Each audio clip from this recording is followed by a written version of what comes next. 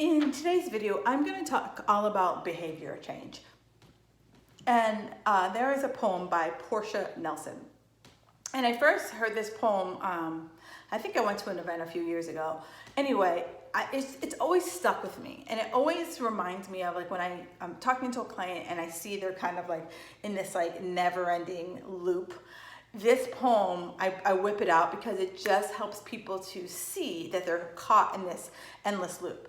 So the poem it's about change, and in making a behavior change, you know, psychologists have talked about there's 5 stages of change. And so the poem starts out with, you know, there's 5 chapters in the poem, and the poem starts out with you walking down the street and not knowing there's a problem, right? So in the poem it says, I walk down the street, there's a deep hole in the sidewalk, I fall in. I'm lost, I'm helpless, it isn't my fault, it takes forever for me to find a way out, right? So think about, for those of you who have been trying to lose weight, and you know, maybe the first diet ever you went on, you're like, I'm gonna try this diet. I saw Carol at work and she lost all the weight, so boom, I'm gonna make it happen.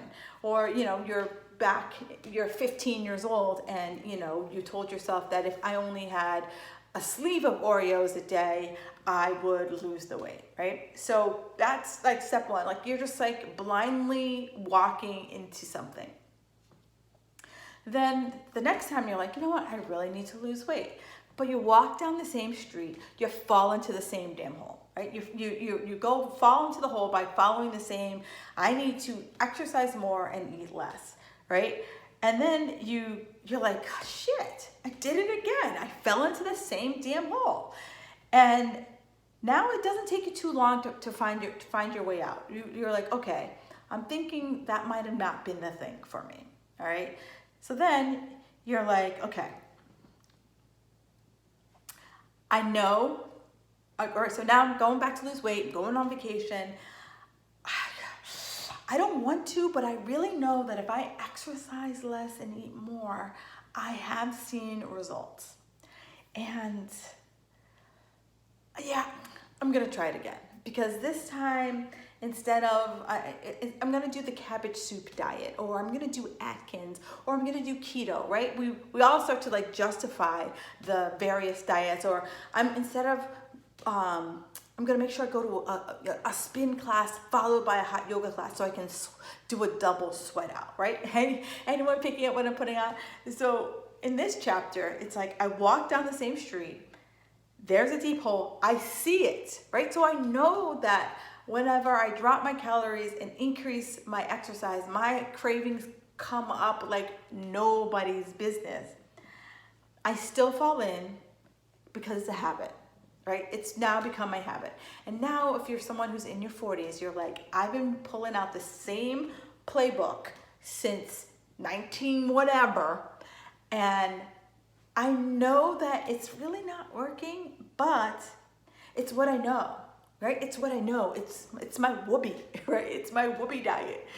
And I know I make the same mistakes. I fall in the hole, and now I'm like, crap, I did it again, right? You know, to quote Britney Spears, oops, I did it again, right? And so then you're like, oh, and now you immediately get out because you're like, you know what? Exercising less and eating more isn't eating less and exercising more isn't the way to go about it. So now, the next part is I walk down the street, there's a deep hole in the sidewalk, and I walk around it, right? So here's where I come in and I work with my clients and I say, okay, what we did in our 30s is no longer working, right? We know that it can't be about eating less and exercising more. We know that we've had babies and our hormones have made a shift. We know that we just don't have the time to spend hours and hours at the gym.